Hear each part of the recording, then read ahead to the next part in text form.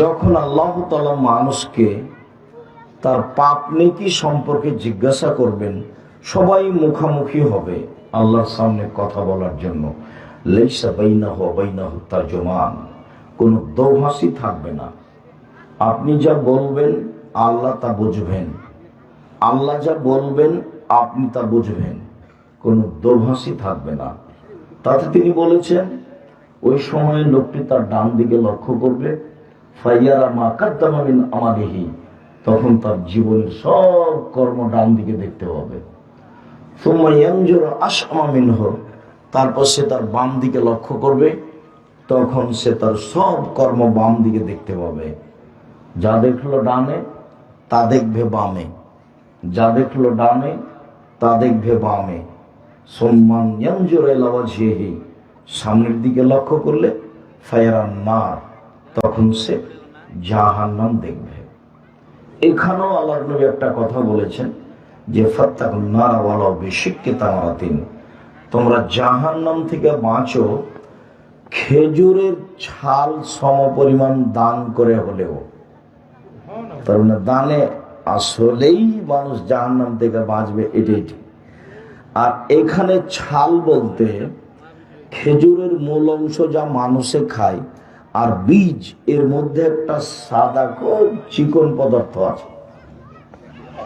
আল্লাহ নবী বললেন এইটা সমপরিমাণ হলেও তোমরা দান করে জাহান্নাম থেকে বাঁচো। আর যখন আল্লাহ রাসূল মহিলাদের বললেন, তখন বললেন ইয়া মাসার নিসা তাসাদ্দাকনা ফাইন্নী উরিতুকুন্না আকসার আলিন নার, মহিলারা শোনো, আমি তোমাদেরকে অধিকাংশই জাহান্নামে দেখছি। জাহান্নাম বলতে নারী আর নারী, আমি জাহান্নামে অধিকাংশই নারীকে দেখছি, তোমরা জাহান্নাম থেকে বাঁচো দান করে। আর আরেকটা কথা, যারা ব্যাগটা নিয়ে গেল, আপনি কি দিলেন না দিলেন, যা আপনি দেননি তা আপনার ক্ষতি হবে, ওই পরিমাণ ধ্বংস হবেই। আপনার পরিবারে অশান্তি নেমে আসবেই, কেউ ঠেকাতে পারবে না সময়ের গতিতে। যখন রাসূল সাল্লাল্লাহু আলাইহি ওয়াসাল্লাম দানের কথা বলেছেন, তখন তিনি এভাবে বলেছেন যে মা মিন ইয়াউমিন ইসবিহু ফিহি রাজুল ইল্লা ইয়ানজিলানি মালাকানি ও মালাকানি ইয়ানজিলানি, প্রত্যেক দিন সকালে দুইজন ফেরেশতা আকাশ থেকে নেমে আসেন। একজন বলেন আল্লাহুম্মা আতি লিকুল্লি মুনফিকিন খালাফা, আল্লাহ যে যতটুকু দিল তুমি তার ততটুকু পূর্ণ করে দাও। ওয়াকাল আখার, অপরজন বলেন আল্লাহুম্মা আতি লিকুল্লি মুমসিকিন তালাফা, আল্লাহ যে যতটুকু দিল না তুমি তার ততটুকু ধ্বংস করে দাও। হাদিস তো বুখারী মুসলিম। আপনি আর আমি কি বিবেচনা করব? বিবেচনার সুযোগ নেই, কথা এটাই। যার কারণে দানের যখন পরিবেশ আসে, তখন কম হলেও দান করে নিজেকে জাহান্নাম থেকে বাঁচাতে হবে, আর নিজের অর্থ সম্পদকে ক্ষতি থেকে বাঁচাতে হবে। দান করলে নিজে, আহাল, পরিবার, জমি জায়গা, অর্থ সম্পদ সবকিছু নিরাপদে থাকে। আর দান না করলে সবকিছুর উপরে ক্ষতি, সমস্যা, বালা, মুসিবত একটার পর একটা নেমে আসবে। আর মনে রাখা ভালো হবে যে দান হলো ইবাদত, এবং ইবাদতের জগতে সবচেয়ে শক্তিশালী ইবাদত। সালাত আদায় করে জান্নাত পাওয়া যায়, যেতে পারে, জান্নাত কিনা যায় না। হজ করে জান্নাত পাওয়া যায়, যেতে পারে, জান্নাত কিনা যায় না। সিয়াম পালন করে, রোজা থেকে জান্নাত পাওয়া যায়, যেতে পারে, জান্নাত কিনা যায় না।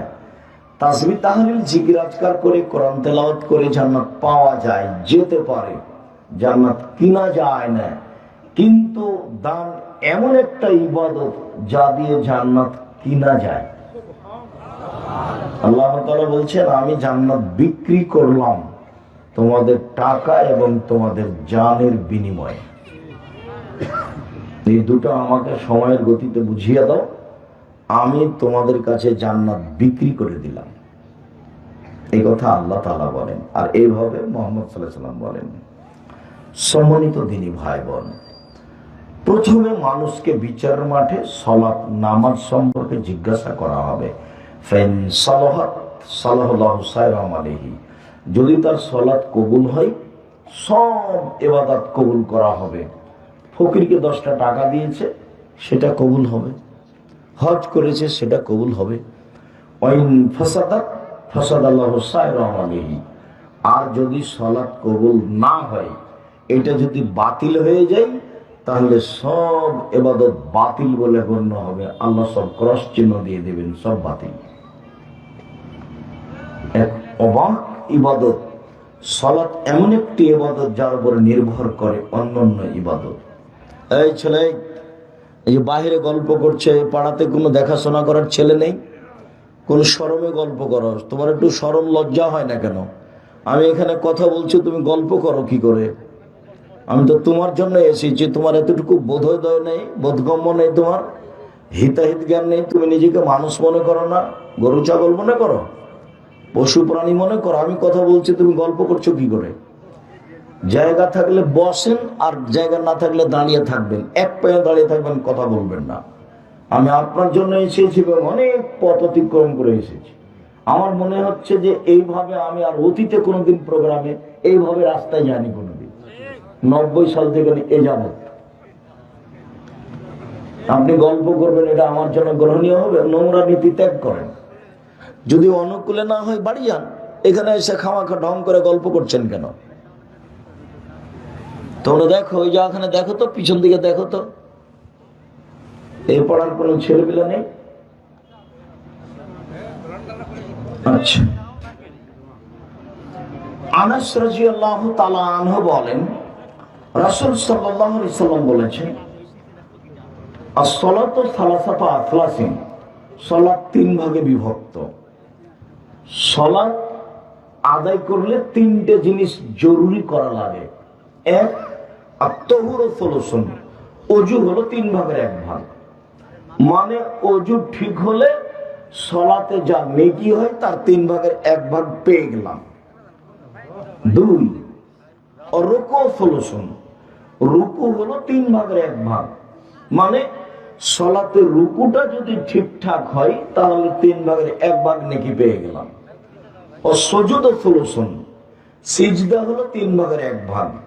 সিজদাটা যদি রাসূলের পদ্ধতিতে হয় তাহলে 3 ভাগের 1 ভাগ পেয়ে গেলাম। আর 3টাই যদি ঠিক না হয়, 1 নেকিও হবে না। যে পরিমাণ কম হবে সেই পরিমাণ নেকি কম হবে। এখন আল্লাহ রাসূল বলছেন তার পরের বাক্যে, ফামানাদাহা বিহাক্কিহা, কেউ যদি ঠিক ঠিক নীতি অনুযায়ী সালাত আদায় করে, কবিলাত সালাতুহু, তাহলে তার সালাত কবুল করা হবে। অকবিলা সায়র আমলি, সবাদের ইবাদত কবুল করা হবে।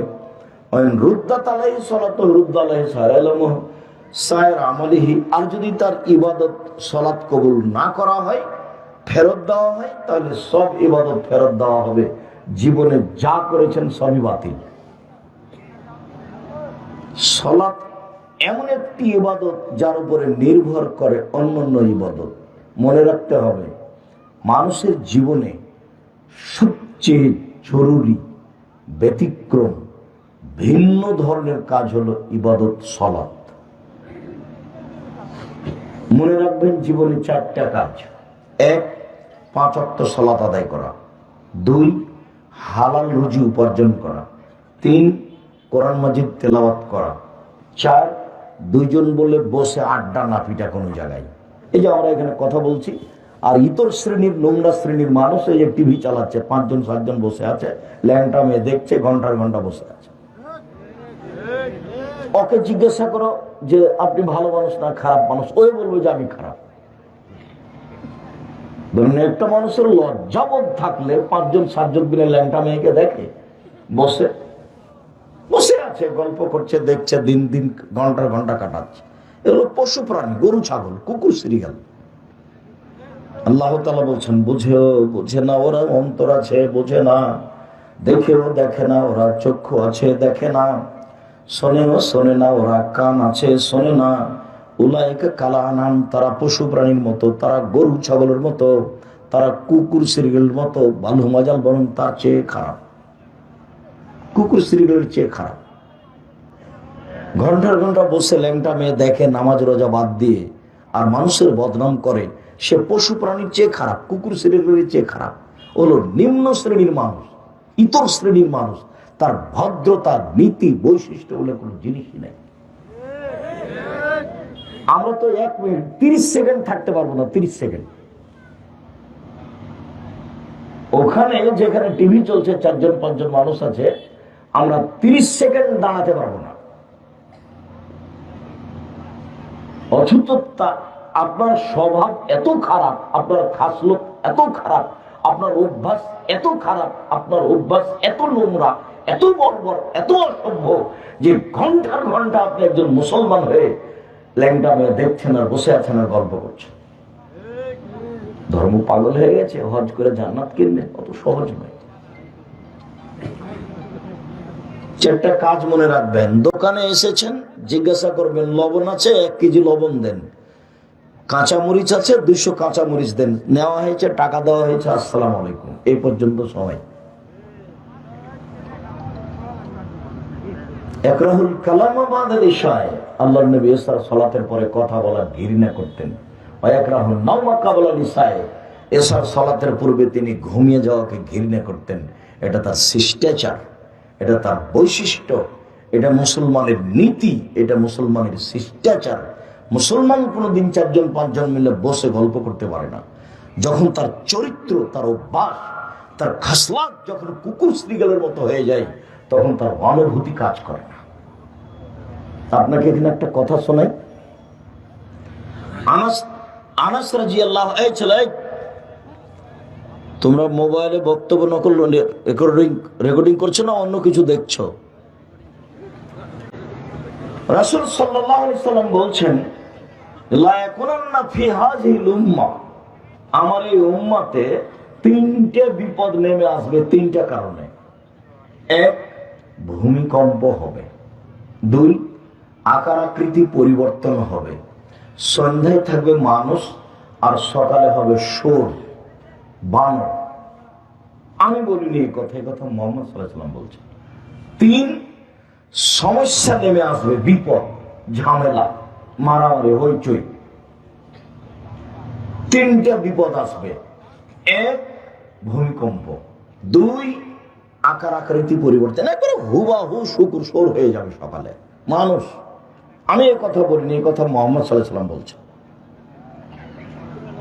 যে সকালে ওরা শোর হয়ে যাবে, বানর হয়ে যাবে। 3, সমস্যা, ঝামেলা নেমে আসবে, বিপদ নেমে আসবে। পার্ট 3টা কি? 1, এটা সারেবুল খমরা, যখন মানুষ মদ খাবে, বিড়ি, তামাক, জর্দা, সিগারেট, গুল, নেশাদার দ্রব্য যখন খাবে, তখন এই 3টা বিপদ নেমে আসবে। 2, জারাতুল কায়নাত, মেয়েরা যখন নাচবে, সব দোকানে মেয়ে নাচে, প্রায় সব মোবাইলে মেয়ে নাচে, প্রায় সব বাড়িতে মেয়ে নাচে।